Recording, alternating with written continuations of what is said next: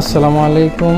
ধারাবাহিকভাবে নির্বাচন কমিশনের বিভিন্ন ইনফরমেশন আপনাদেরকে দিয়ে আসছি। আজ একটি দুই নামের একই ব্যক্তি এই মর্মে একটি প্রত্যয়নপত্র কিভাবে আপনারা বানাবেন কাউন্সিলর কর্তৃক, চেয়ারম্যান কর্তৃক, অনেকেই এটা আমার কাছে জানতে চেয়েছে যে ভাই দুই নামের প্রত্যয়নপত্রটা কী হবে, ফরম্যাটটা যদি একটু দেখিয়ে দিতেন। তাই আপনাদেরকে মাঝে শেয়ার করছি যে দুই নামের একই ব্যক্তি প্রত্যয়নপত্রটি কেমন হবে।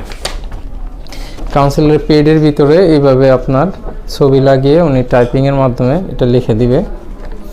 এখানে লেখা থাকবে প্রত্যয়নপত্র প্রত্যয়ন করা যাইতেছে যে ব্যক্তির নাম হবে মোহাম্মদ জামাল হোসেন, পিতা জাহাঙ্গীর আলম, মাতা হাসিনা আক্তার, সাং 1258, পশ্চিম যাত্রাবাড়ি ঢাকা 1204।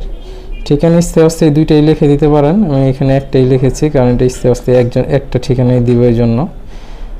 জাতীয় পরিচয়পত্র নাম্বার এত এবং জন্ম নিবন্ধন নাম্বার এত। তিনি অত্র ওয়ার্ডের একজন স্থায়ী বাসিন্দা।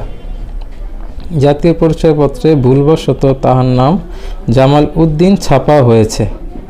এখানে উল্লেখ করে দিবে যে আপনার নাম তো জামাল হোসেন, কিন্তু জাতীয় পরিচয়পত্রে ভুলবশত আপনার নাম জামাল উদ্দিন ছাপা হয়েছে।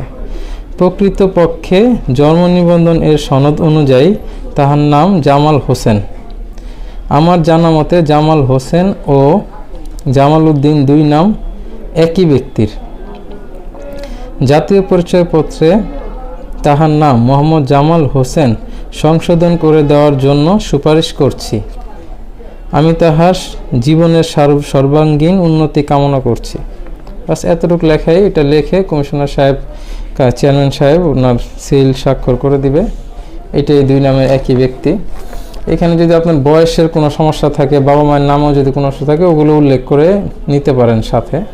সাধারণত এটা আপনার এখন সর্ব আবেদনে নাম সংশোধনের, বাবা মার নাম সংশোধন সব আবেদনে এটা চেয়ে থাকে। এই জন্য এই দুই নামের একই ব্যক্তি এটা খুবই ইম্পর্টেন্ট, যার জন্য এটা নিয়ে একটা ব্লগ বানিয়ে দিলাম আপনাদের মাঝে দেখার জন্য। তো ধন্যবাদ সবাইকে, ভালো থাকবেন। আসসালামু আলাইকুম।